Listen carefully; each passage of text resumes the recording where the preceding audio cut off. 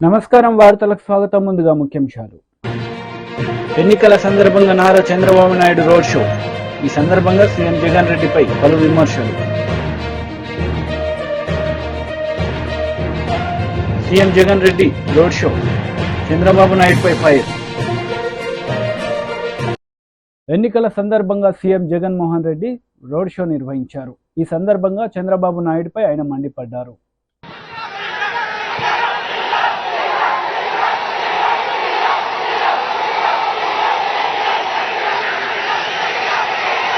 గతంలో ఎప్పుడు జరగని విధంగా మన రాష్ట్రంలో మొత్తం మీ బిడ్డ పాలన రాకముందు వరకు రాష్ట్రంలో మొత్తం 4 లక్షల ఉద్యోగాలుంటే గవర్నమెంట్ ఉద్యోగాలు మీ బిడ్డ వచ్చిన ఈ 59 నెలల కాలంలోనే అక్షరాల ఇంతకు ముందు ఎప్పుడూ జరగని విధంగా చూడని విధంగా మీ బిడ్డ మరో 2,31,000 ఉద్యోగాలు ఇచ్చాడు. ఈ 59 నెలల కాలంలో మన పిల్లలే ఈరోజు గ్రామ సచివాలయాలలో ఏకంగా 1,35,000 మంది కనిపిస్తారు. నా చెల్లెమ్మలు, నా తమ్ముళ్ళు ఈరోజు గ్రామ సేవలో కనిపిస్తా ఉన్నారు. మొట్టమొదటిసారిగా గతంలో ఎప్పుడూ జరగని విధంగా, రాష్ట్ర చరిత్రలో ఎప్పుడూ చూడని విధంగా మొట్టమొదటిసారిగా, ఇంతకు ముందు ఎప్పుడైనా కూడా మేనిఫెస్టో అనే దానికి అర్థం ఎప్పుడైనా కూడా ఎవరైనా కూడా ఏం కనిపించేది? ఎన్నికలప్పుడు మేనిఫెస్టో అని చెప్పి రంగురంగుల కాగితాలతో ఇచ్చేవాళ్ళు, రంగురంగుల అబద్ధాలు చెప్పేవాళ్ళు, పేదల ఆశలతో ఆడుకునేవారు, అబద్ధాలకు రెక్కలు కట్టేవాళ్ళు. ఎన్నికలైపోయిన తర్వాత మేనిఫెస్టో చెత్తబుట్టలో వేసేవాళ్ళు. మేనిఫెస్టో ఎక్కడుందంటే కనిపించే కార్యక్రమం కూడా ఎక్కడ ఎతికినా కనపడదు. మొట్టమొదటిసారిగా సాంప్రదాయాన్ని మార్చాడు మీ బిడ్డ. ఎన్నికల మేనిఫెస్టోను ఒక భగవద్గీతగా, ఒక బైబిల్గా, ఒక ఖురాన్గా భావిస్తూ ఎన్నికల మేనిఫెస్టోలో చెప్పినవి ఏకంగా 99% హామీలను అమలు చేసి మీ బిడ్డ నా అక్క చెల్లెమ్మల కుటుంబాలకే పంపిస్తా ఉన్నాడు.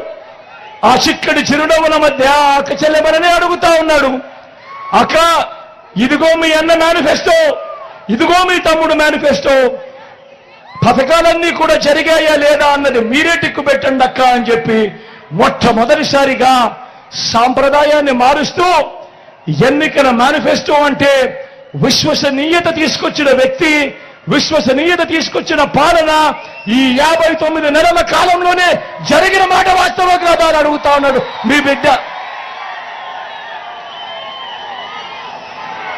ఇవాళ నేను మీ అందరితో కూడా ఇప్పుడు కొన్ని పథకాలు గడగడ మచ్చుకు కొన్ని పథకాలు చెబుతాను. మీరే ఆలోచన చేయండి. గతంలో ఎప్పుడైనా ఈ పథకాలు ఉన్నాయా? గతంలో ఎప్పుడైనా ఈ పథకాలు ఎవరైనా చూశారా? గతంలో ఎప్పుడైనా ఈ పథకాలు ఎవరైనా చేశారా అన్నది మీరే ఆలోచన చేయమని కోరుతా ఉన్నా. గతంలో ఎప్పుడూ చూడని విధంగా మొట్టమొదటిసారిగా నాడు నేడుతో బాగుపడ్డ గవర్నమెంట్ స్కూళ్లు, గవర్నమెంట్ బడులది ఇంగ్లీష్ మీడియం. 6వ తరగతి నుంచే ప్రతి క్లాస్ రూమ్లోనూ ఐఎఫ్పీలు, డిజిటల్ బోధన. 8వ తరగతికి పిల్లాడు వచ్చేసరికి ఆ ప్రతి పిల్లాడి చేతిలో ఒక ట్యాబ్. ఇంగ్లీష్ మీడియంతో మొదలెడితే 3వ తరగతి నుంచే టోఫుల్ క్లాసులు, 3వ తరగతి నుంచే సబ్జెక్ట్ టీచర్లు. గతంలో ఎప్పుడూ జరగని విధంగా ఈరోజు ఇంగ్లీష్ మీడియంతో మొదలెడితే ఐబీ దాకా ప్రయాణం. గతంలో ఎప్పుడూ చూడని విధంగా మన పిల్లల చేతుల్లో ఈరోజు బైలింగ్వల్ టెక్స్ట్ బుక్స్, అంటే ఒక పేజీ తెలుగు, పక్క పేజీ ఇంగ్లీష్. మొట్టమొదటిసారిగా బడులు తెరిచేసరికే పిల్లలకు విద్యా కానుక. మొట్టమొదటిసారిగా బడులలో ఈరోజు గోరు ముద్ద. మొట్టమొదటిసారిగా పిల్లలను బడులకు పంపిస్తే చాలు ఆ తల్లులను ప్రోత్సహిస్తూ ఆ తల్లులకు ఓ అమ్మఒడి అనే కార్యక్రమం. మొట్టమొదటిసారిగా మొట్టమొదటిసారిగా పెద్ద చదువులకు ఏ తల్లి ఏ తండ్రి కూడా అప్పుల పాలు కాకూడదు అని ఈ రోజు మన పిల్లలు ఇంజనీర్లుగా చదువుతా ఉన్నారు, డాక్టర్ కోర్సులు చదువుతా ఉన్నారు, డిగ్రీ కోర్సులు చదువుతా ఉన్నారు. వారి చదువులకయ్యే పూర్తి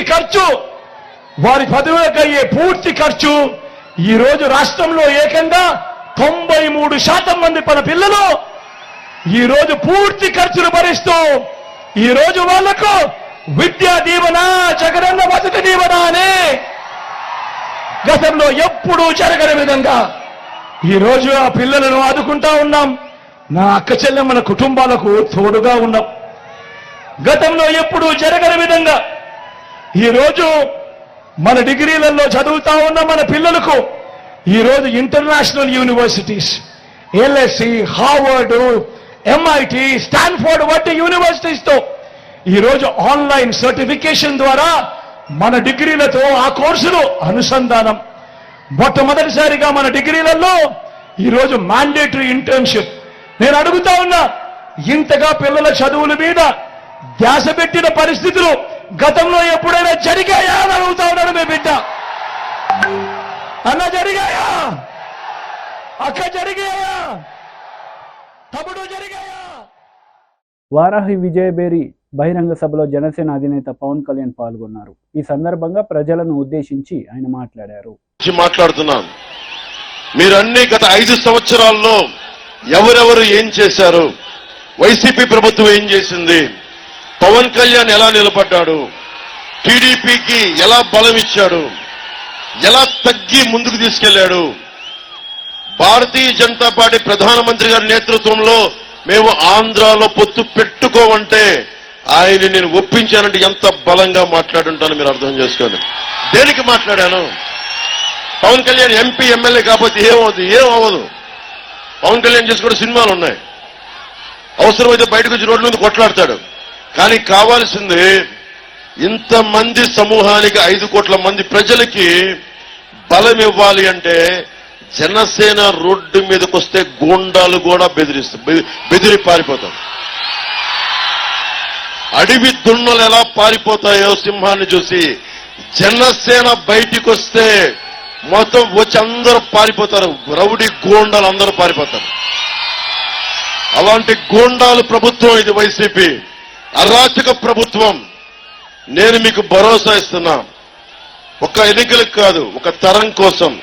అక్కడ రెడ్ టీ షర్ట్ వేసుకొని చిన్న బ్లూ ప్యాంట్ వేసుకొని చూస్తున్న ఆ బిడ్డ భవిష్యత్తు కోసం, మీ భవిష్యత్తు కోసం,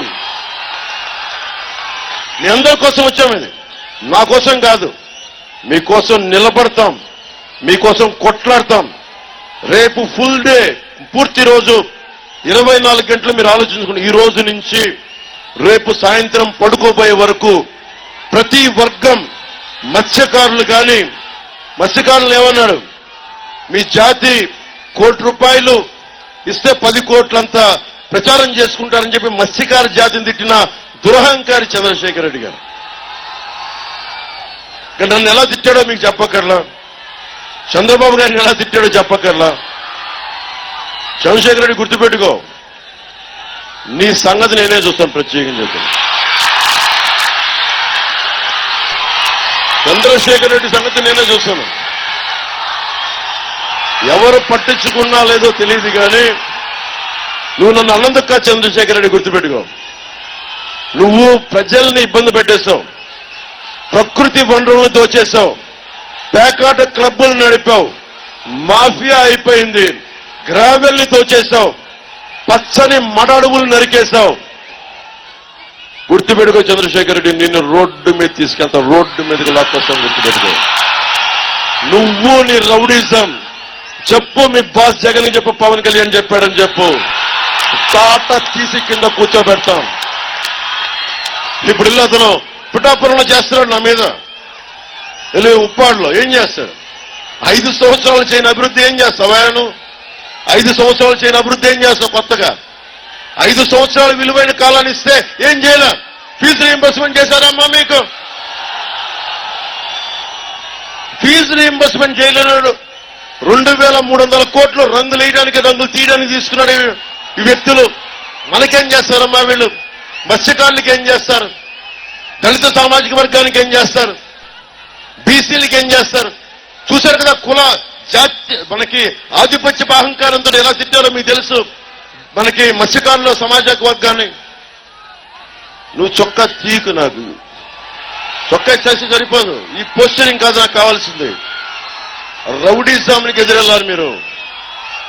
సలసల రక్తం కాగాలి గుండాలను చూస్తే నిన్ను చూసి భయపడాలి చంద్రశేఖర్ రెడ్డి. ఆ స్థాయికి వెళ్ళి నువ్వు.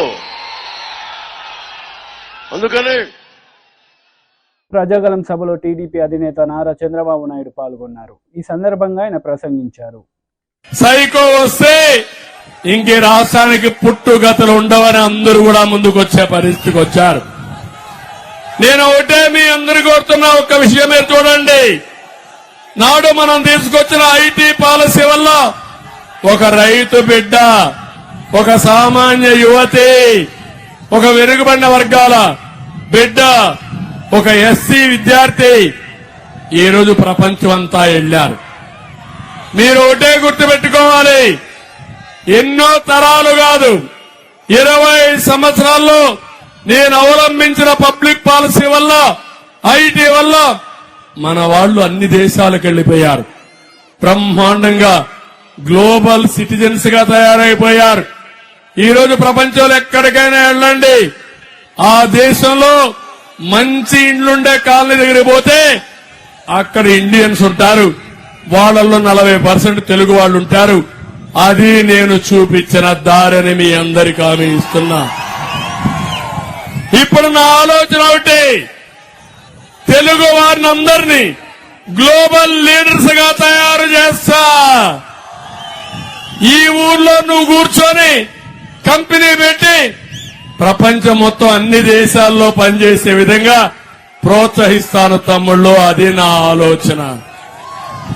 10,000 కిలోమీటర్ల నుంచి వచ్చారు వ్యవసాయ కూలీలు, పని కోసం పోయిన వాళ్ళు 1000 కిలోమీటర్లను తిరిగి వచ్చి సొంత డబ్బులు పెట్టుకొని నా కోసం, తెలుగుదేశం పార్టీ కోసం, ఎన్డీఏ కోసం, మా మిత్రుడు పవన్ కళ్యాణ్ కోసం వచ్చారంటే అది మాకుండే కమిట్మెంట్.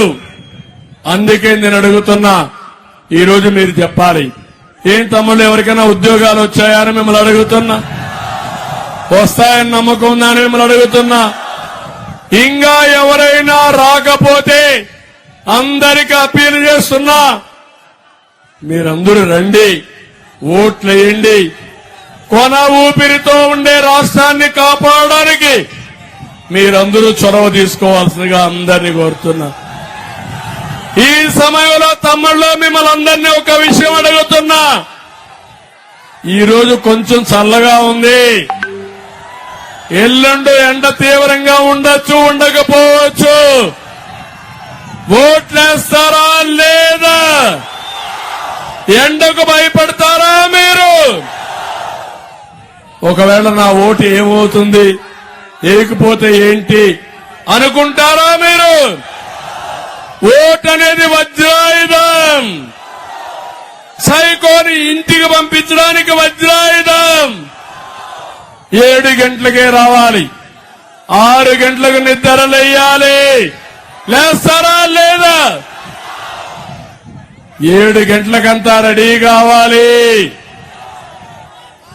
7 నుంచి 10 గంటల వరకు అన్ని బూతులు కూడా ఫుల్ అయిపోవాలి. అందరూ ఓట్లేసేయాలి. అక్కడ కొంతమంది రౌడీంచడానికి వస్తే ఒకటే నేను చెప్తున్నా మీకు, సైకిల్ స్పీడ్ పెంచండి, అడ్డం వస్తే తొక్కుకుంటా పోండి, నేను చూసుకుంటా. ప్రజాబలం ముందర ఈ సైకోలు ఏమీ చేయలేరని చెప్పి నేను మీకు తెలియజేస్తున్నా. ఇంకో పక్క నేను కూడా రేపు ఎల్లుండో కంట్రోల్ రూమ్ లో కూర్చుంటా. రాష్ట్రంలో ఏం జరుగుతుందో సమీక్షలు చేస్తా. ఎవడైనా తోక దిప్పితే తోక కట్ చేస్తా. ప్రజాస్వామ్యాన్ని కాపాడుకుంటారని ప్రతిజ్ఞ చేస్తున్నా. తమిళలో ఈరోజు ఒక్క విషయం మీరు గుర్తుపెట్టుకోవాలి, ఈ రాష్ట్రం బాగుపడాలా లేదా? మీ జీవితాలు బాగుపడాలనా లేదా? నా ఆశయం ఒకటే, 29కే నెంబర్ 1 రాష్ట్రంగా చేయాలనుకున్నాను. నరేంద్ర మోడీ గారు 2047కి ఇండియాని నెంబర్ 1 దేశంగా, ప్రపంచం మొత్తం ఉండే ఇండియన్స్ ని నెంబర్ 1 గా చేయాలని ఆయన సంకల్పం. నా సంకల్పం తెలుగు జాతి నెంబర్ 1 గా ప్రపంచమంతా ఉండాలి.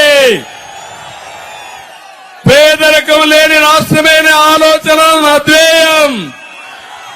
ఏ పని చేసినా నిరుపేదలకు అండగా ఉంటా, తోడుగా ఉంటా. అందుకే సూపర్ 6 లో మీరు చూశారు, మా ఆడబిడ్డలకి ప్రతి ఒక్క ఆడబిడ్డకు హామీ ఇస్తున్నా. ఆడబిడ్డ నిధి 1500 రూపాయలు నెలకు, సంవత్సరానికి 18,000, 5 ఏళ్లలో 90,000. మీ ఇంట్లో ముగ్గురుంటే 2,70,000, ముగ్గురుంటే నలుగురుంటే 3,60,000 ఇచ్చే బాధ్యత నాదని మీ అందరికీ హామీ ఇస్తున్నా. ఎన్నికల సందర్భంగా మాజీ సీఎం కేసీఆర్ రోడ్ షో నిర్వహించారు. ఈ సందర్భంగా పలు అంశాలపై ఆయన ప్రసంగించారు. భారతీయ జనతా పార్టీ విద్వేషాలు నింపి ప్రజల మధ్య పగలు పెంచి దేశాన్ని చీల్చే పని చేస్తుంది తప్ప పేద ప్రజల గురించి, రైతుల గురించి, చేనేత కార్మికుల గురించి, పనిచేసుకుని బతికేటువంటి ప్రజల గురించి ఏ ఒక్క మంచి పని కూడా చేసే పార్టీ కాదు. కాంగ్రెస్ పార్టీ గత అసెంబ్లీ ఎన్నికల్లో అరచేతిలో వైకుంఠం చూపించి అలవిగాని హామీలిచ్చి గద్దెకెక్కింది కాంగ్రెస్ పార్టీ. ప్రతి ఇంటికి, ప్రతి మహిళకు 2,500 ఇస్తామన్నారు. మహిళలకు 2,500 వచ్చినాయా? రుణమాఫీ అయ్యిందా? రైతు బంధు అందరికి పడ్డదా? కరెంటు సరిగా వస్తున్నదా? కరెంటు కోతలు మళ్ళా మొదలైనయా? మన రంగనాయక సాగర్ ఎండబెట్టినరా?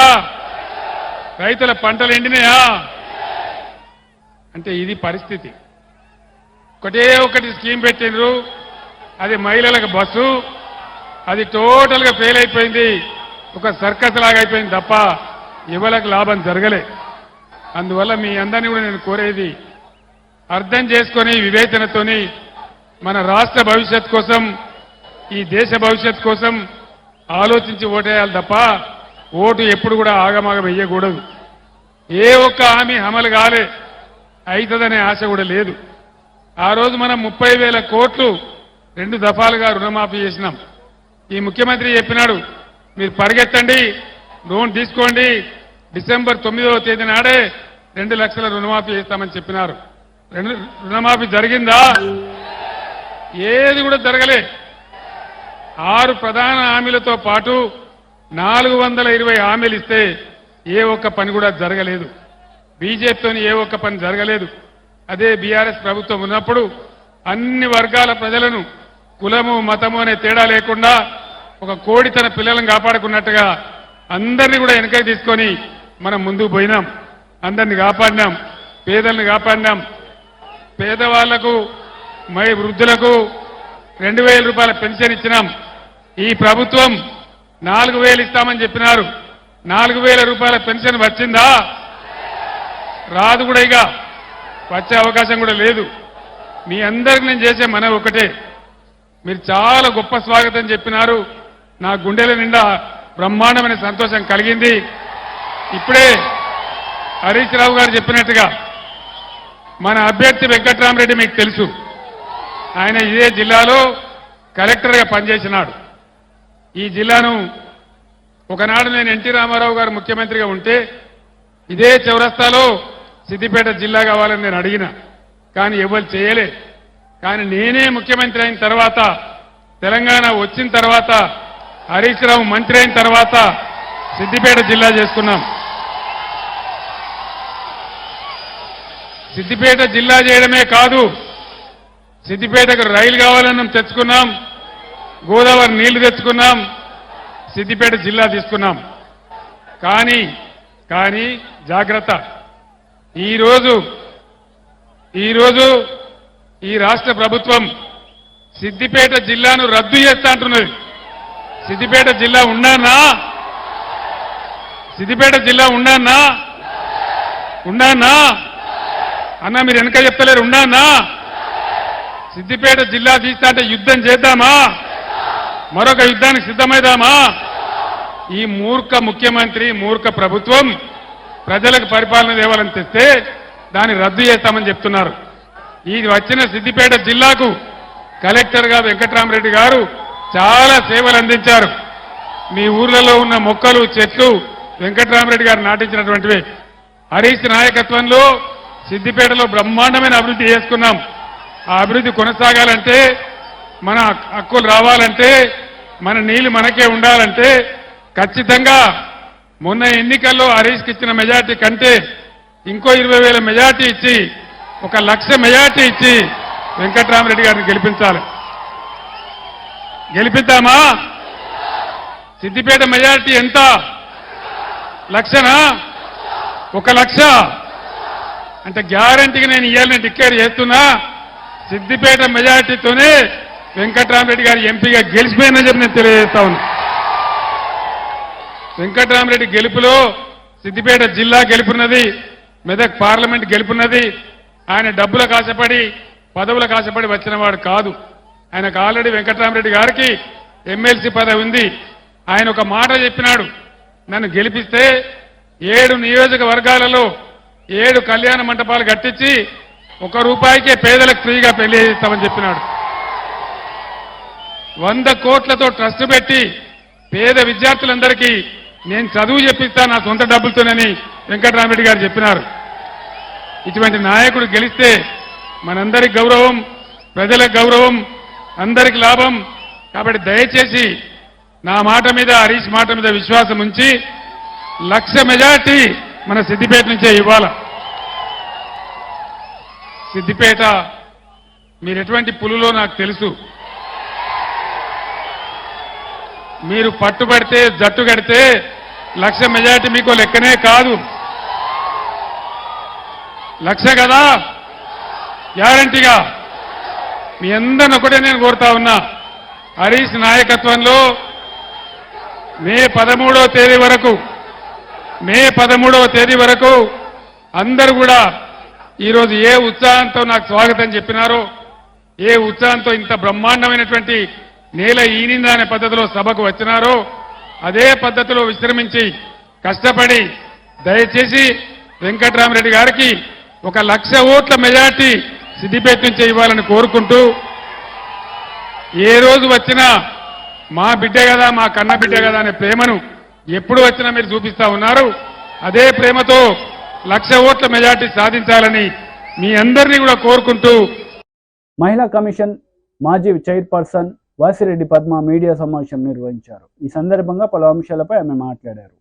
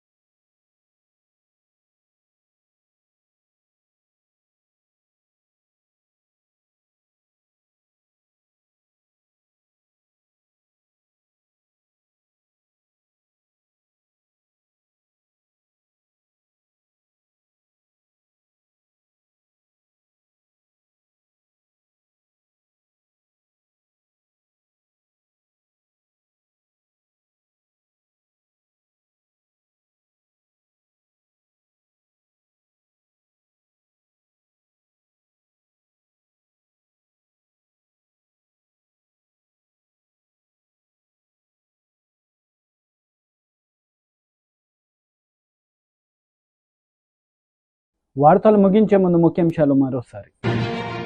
ఎన్నికల సందర్భంగా నారా చంద్రబాబు నాయుడు రోడ్ షో. ఈ సందర్భంగా సీఎం జగన్ రెడ్డిపై పలు విమర్శలు. CM Jagan Reddy road show, Chandrababu నాయుడుపై ఫైర్.